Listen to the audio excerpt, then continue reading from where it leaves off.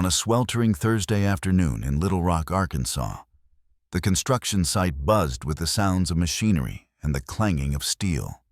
The temperature soared to a blistering 102 degrees Fahrenheit, and the sun beat down mercilessly on the workers, making even the concrete seem to sweat.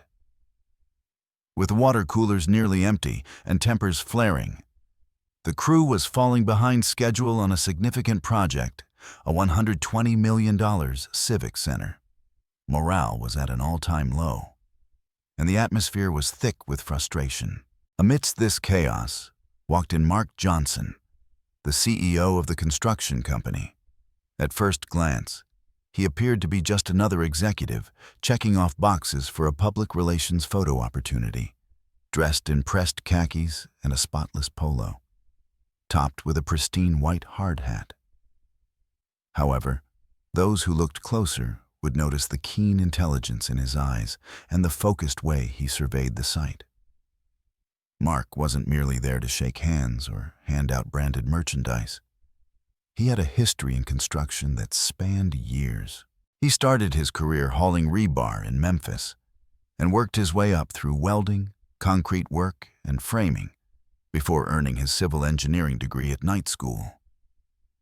A decade later, he had risen to the position of CEO, respected for his ability to spot mistakes from a distance and resolve them swiftly. As Mark made his rounds, he caught the attention of one particular newcomer, Jake Thompson. Fresh out of college, Jake strutted around the site with an air of confidence that bordered on arrogance. His shiny hard hat and immaculate boots seemed to scream, "I know what I'm doing." However, his lack of humility was evident, as he constantly instructed seasoned workers on how to perform their tasks, tossing around technical jargon he barely understood. Most of the crew tolerated his behavior, knowing that young professionals like Jake often learned the hard way. But Jake didn't just lack knowledge about Mark. He seemed indifferent to the CEO's reputation.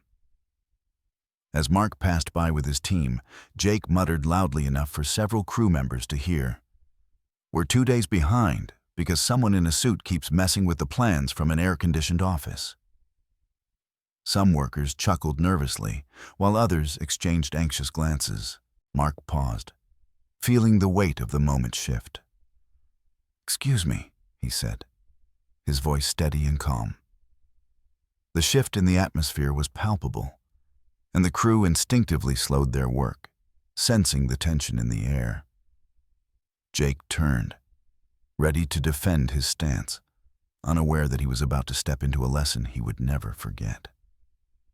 As the tension mounted on the construction site, Jake Thompson stood with an air of self-importance, oblivious to the unease his words had caused.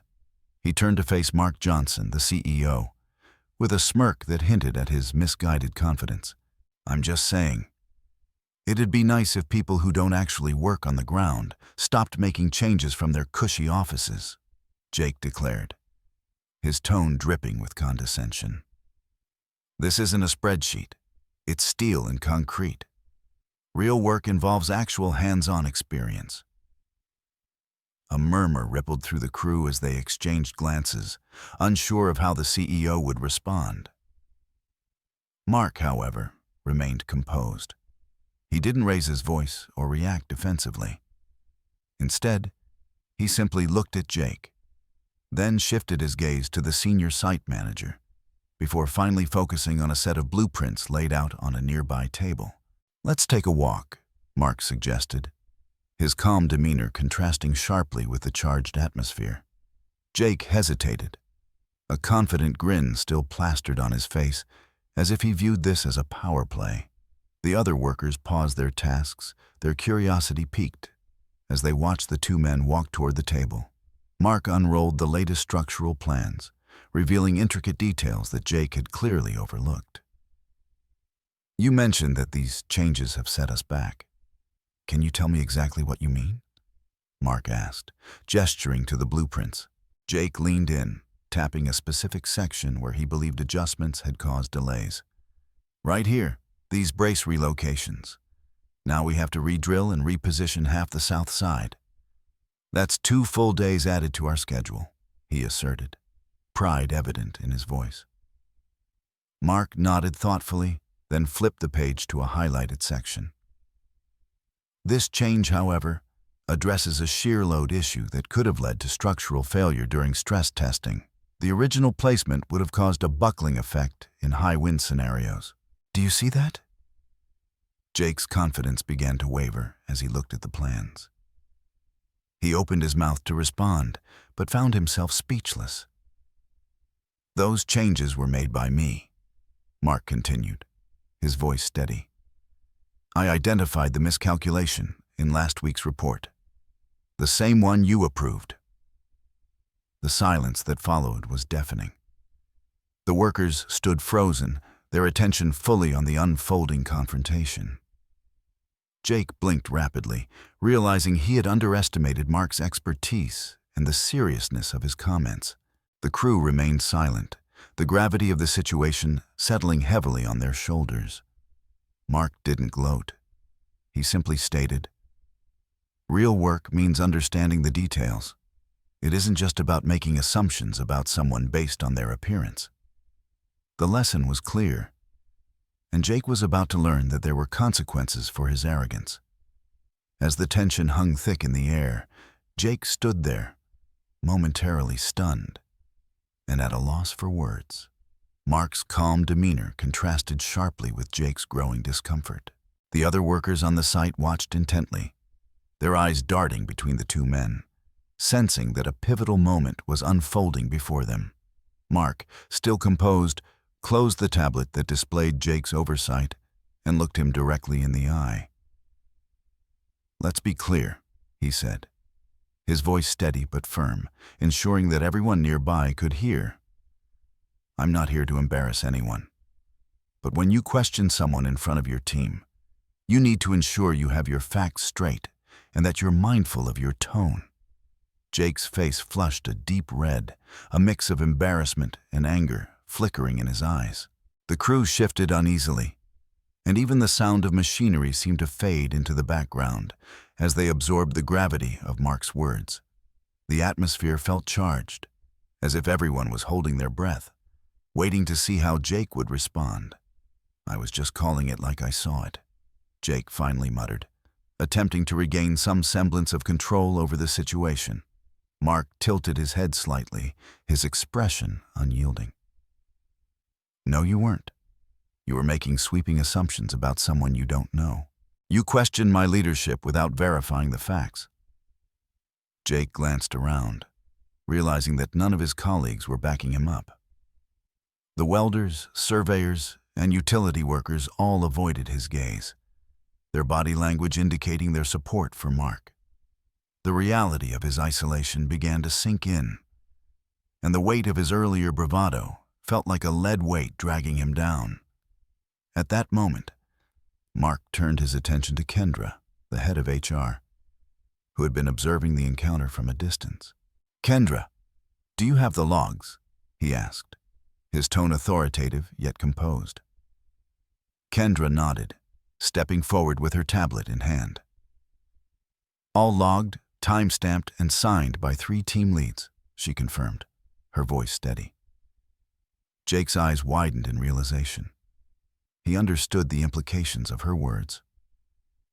"Wait," he started, his voice cracking slightly. "I didn't know those specs were wrong. I was just following what I was given. Nobody flagged anything until after." Mark didn't flinch. "You signed off on those plans, Jake, and you chose to challenge my decisions in front of the team without having all the information. That's not just poor judgment. That's a risk." The word risk hung in the air, heavy with meaning. In construction, risk wasn't merely a theoretical concept. It could translate to structural failures, safety hazards, and ultimately, the well-being of the workers. Mark's gaze was unwavering as he added, "I was once where you are now, young, eager, and wanting to prove myself. But I learned quickly that being smart means listening and understanding, not just speaking louder." With that, Mark made his decision clear. Jake, I'm afraid you won't be returning to this site. Kendra, please prepare his paperwork and ensure his final log entries are submitted. The crew watched in stunned silence as the weight of Mark's words settled over them. Jake stood frozen, his mind racing as he processed the sudden shift in his reality. As Mark's words echoed in the tense atmosphere of the construction site, Jake stood there, momentarily paralyzed by disbelief. The reality of his dismissal sank in slowly, and he let out a short, dry laugh, more a nervous reaction than amusement. Wow, okay, I guess I really stepped in it, huh? He muttered, scanning the faces of his colleagues for some sign of sympathy or support. But no one met his gaze. Instead, they looked away, their expressions ranging from discomfort to quiet relief. Mark, undeterred by Jake's attempt at humor, maintained his calm demeanor. He knew the importance of this moment, not just for Jake, but for the entire crew. The workers, who had been caught in the crossfire of the confrontation, felt a palpable shift as the tension began to dissipate. Some resumed their tasks, while others exchanged glances, clearly relieved that the atmosphere had lightened without further conflict. Let's be clear, Mark continued, addressing the crew gathered around. I'm not here to undermine anyone.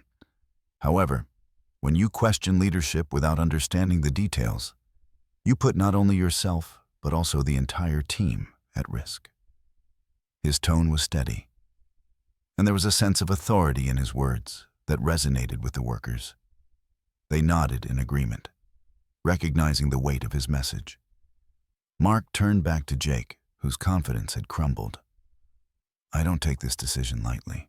I want you to understand that respect and communication are vital in this industry. You may be intelligent, but if you can't approach your colleagues with humility and consideration, you'll struggle to lead. As Jake processed Mark's reprimand, the reality of his situation became clearer. He shifted uncomfortably, his bravado deflated. Mark's words had struck a chord, revealing the consequences of arrogance in a field where teamwork and trust are paramount. Your actions today have consequences, Mark added, his voice firm yet compassionate. I hope you take this as a learning experience. Leadership is not about proving you're the smartest person in the room. It's about fostering an environment where everyone feels valued and heard. With that, Mark turned to Kendra, who stood nearby with a clipboard ready. Please assist Jake with his exit paperwork and ensure everything is in order, he instructed, his voice calm but resolute. As Jake walked away, shoulders slumped and hard hat still in place, the crew watched in silence. They understood the weight of the situation and felt a collective sense of relief wash over them. The air, once thick with tension, now felt lighter, almost hopeful. In the wake of Jake's departure, Mark gathered the remaining workers, inviting them to regroup. I appreciate everyone's hard work. Let's focus on the project and ensure we're all on the same page moving forward. His words were met with nods of agreement and a renewed sense of purpose among the crew, signaling a new chapter on the site, one built on respect, teamwork, and effective communication. As the dust settled after Jake's abrupt departure, Mark stood at the center of the construction site, taking a moment to assess his crew. The atmosphere had shifted significantly. The tension that had previously hung in the air was replaced by a cautious optimism. Workers resumed their tasks, but there was a new energy among them, a sense of unity that hadn't been there before. Mark understood the importance of addressing the team directly. He gathered the crew together under a shade tent and where they could hear him clearly. I know today was challenging, he began, his tone sincere. But it's crucial for us to learn from these moments. I take full responsibility for the changes made to the project. They were necessary to ensure the long-term safety of this civic center. A few of the older workers nodded in agreement, their expressions reflecting an understanding of the complexities involved in construction. Mark continued, "I want to acknowledge that these changes might have disrupted your workflow. It wasn't my intention to make things harder for anyone here. I made those decisions to protect all of us, to keep this building standing strong for years to come." He paused, his gaze sweeping across the crew, gauging their reactions. "Mistakes happen, and I've made my share over the years. I've poured foundations that had to be torn out, miscalculated weather impacts, and even had to eat the cost of errors that could have been avoided with better communication." Mark's honesty resonated with the workers. They appreciated his willingness to share his own experiences rather than just issuing directives from a distance. This job is about all of us. It's about collaboration and ensuring that everyone feels valued, regardless of their position. If you see something that doesn't seem right, I encourage you to speak up. But do it respectfully, and remember that we're all here to learn from each other. As he spoke, he could see the crew's demeanor shift. They were more engaged, nodding along, and some even exchanged smiles, feeling empowered to contribute to the conversation. Mark then turned to Juanita, the structural lead, and handed her the blueprints they had been discussing earlier. "Your team has the toughest job ahead. If you need anything to make the transition smoother, don't hesitate to let me know. We can even move resources from other sites if necessary." Juanita raised an eyebrow, surprised by his offer. "Even if I need another crane?" she asked, her tone half joking. "Absolutely," Mark replied with a smile. "Whatever it takes to get the job done right." With that, he clapped his hands together, signaling the end of the meeting. "Let's finish this week strong. Remember to double-check everything and communicate openly. We're in this together." As the crew dispersed, Mark felt a sense of accomplishment. He had not only diffused a potentially volatile situation, but also fostered a culture of respect and collaboration. It was a turning point for the team, one that would shape how they worked together moving forward. As the sun began to dip low in the sky, casting long shadows across the construction site, Mark felt a renewed sense of purpose among his crew. The atmosphere was markedly different from the tension that had permeated the morning. Workers moved with a newfound energy, engaging in conversations and collaborating more effectively. It was clear that the events of the day had left a lasting impression on everyone. Mark knew that it was essential to capitalize on this momentum. He gathered the crew once more, standing on a flatbed trailer so everyone could see him clearly. "I want to take a moment to address what happened earlier," he began, his voice steady and sincere.